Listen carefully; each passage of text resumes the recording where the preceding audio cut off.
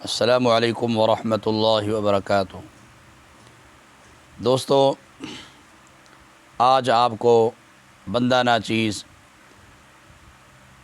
اپنی 24 سالہ طبی تجربات کا نچوڑ ٹوٹکا بتا رہا ہے۔ آپ نے اس ٹوٹکا کو بنانا ہے، آسان سا ٹوٹکا ہے۔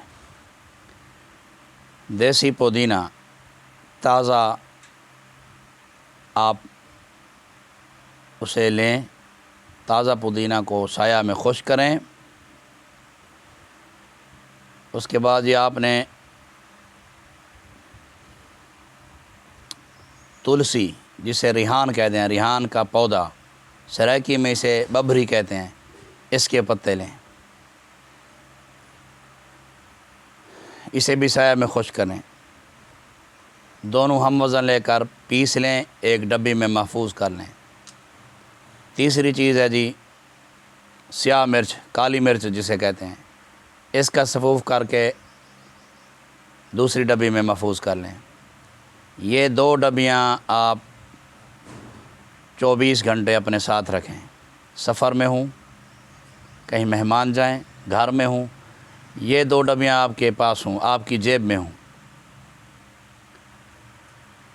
سالن کے اندر ملائیں، 1 چمچ پودینہ اور ریحان کے پتوں کا سفوف اور 1/4 چمچ سیاہ مرچ کا سفوف سالن میں ملا کر کھائیں۔ اگر دہی ہو تو دہی میں ملا کر کھائیں۔ اگر سالن بھی نہ ہو، دہی بھی نہ ہو، تو دیسی گھی سے روٹی کے اوپر دیسی گھی لگائیں اور پھر 1 چمچ سفوف روٹی پر لگائیں اچھی طرح سے، اور ساتھ ہی آپ نے پھر 1/4 چمچ سیاہ مرچ ڈال لینی ہے، اور حسب ضرورت نمک۔ اسے آپ بطور ناشتہ بھی اس روٹی کو کھا سکتے ہیں۔ بس یہ ٹوٹکا آپ اپنی زندگی کا حصہ بنا لیں، کسی بھی قسم کی بیماری آپ کے نزدیک نہیں آئے گی۔ معدہ توانا رہے گا، تندرست رہے گا، جسمانی فٹنس بحال ہو جائے گی۔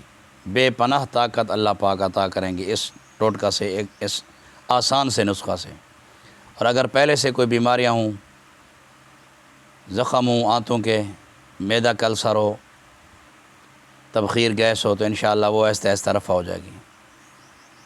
جملہ امراض، جسمانی جملہ امراض کے لیے یہ 2 ڈبیاں جو میں نے بتائی ہیں بہترین عمدہ چیز ہیں۔